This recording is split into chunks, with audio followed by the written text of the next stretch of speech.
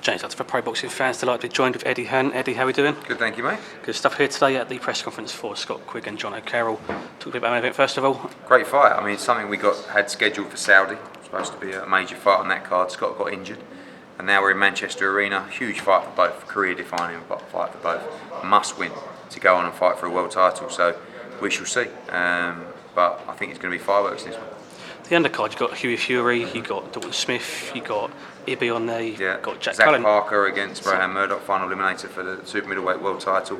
Jack Cullen, Scott Fitzgerald as well. Seems like it's a big 2020 for all of the undercard. It is. I think that really a lot of those fighters, some of them are young. You know, Dalton and Ibby and those guys are very young. But a lot of the other guys, you saw Cullen was in one of the fights of the year against Felix Cash. Scott Fitzgerald's got a huge year in front of him. So is Hughie Fury. So a lot of guys are going to be in crunch fights coming up, and big 2020 for those guys. There's another fight that's been rumoured to be on this card, Callum Johnson and Igor Mihalkin. How close are we to that happening? We're close. Still may be on, but also might find its way on the O2 card as well. Tough fight that is for Callum Johnson. I mean, it's a very risky fight, but that fight will be happening, and we'll confirm that in the next week. For the winner of that, potential defence with Josh Buatsi. That's a great fight. You know, I talked about that with Josh the other day. I think Callum Johnson against Buatsi is a great domestic fight, and I think it's something that we can make for sure.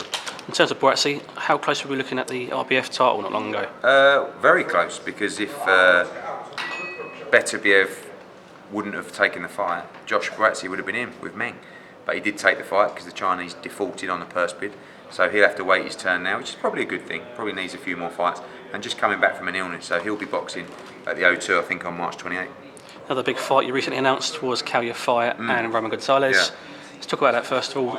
Good fight. Great fight. I mean, Tough I've been fight. looking for Cal for a long time to have a career-defining fight.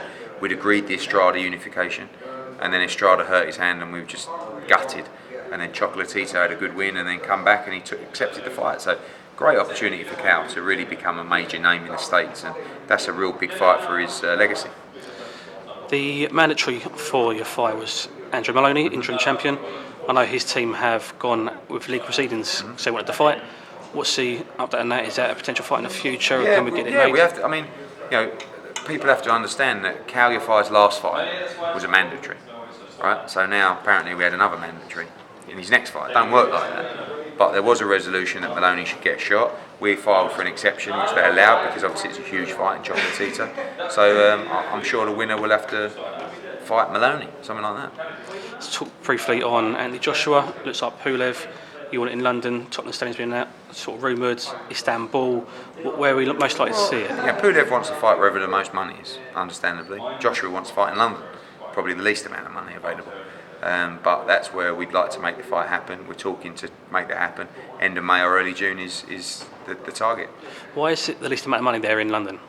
Because now you're in a stage where the government from other countries are spending a lot of money to attract major names, sporting events, entertainment acts to their territory to showcase it as a tourist destination, as an entertainment destination. We don't do that in the UK. You just have to sell tickets. You know, luckily AJ can do it, but it can't compare to Saudi or a possible Nigeria or maybe even an Istanbul fight. But money aside, this fight's not really about the money for AJ. It's about coming home and fighting in the UK. For Pulev, it's about the money. So we've got to make sure that happens. Sticking with Anthony Joshua, Usyk meeting not too long ago. Yeah, with you good guys. meeting. I mean, we made it clear the IBF are first, but we're happy to commit to the fight against Usyk. He could fight Chisora on March 28th or April 11th, and then we're all in for that fight. You know, the only thing that would stop an Usyk fight is a Wilder or Fury winner happening. So we're committed to making the Usyk fight for AJ as well. With that agreement with Team Usyk, does that mean that AJ does not have to vacate his WBO?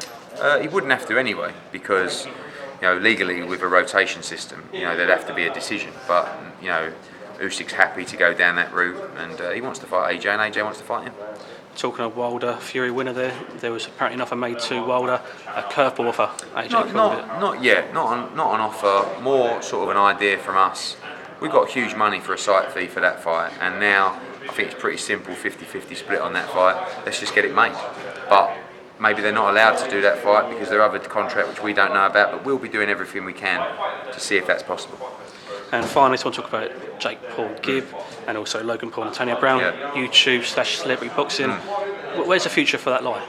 It's a tough one because everybody wants it, you know, particularly the people that are paying the money, because the numbers are so big.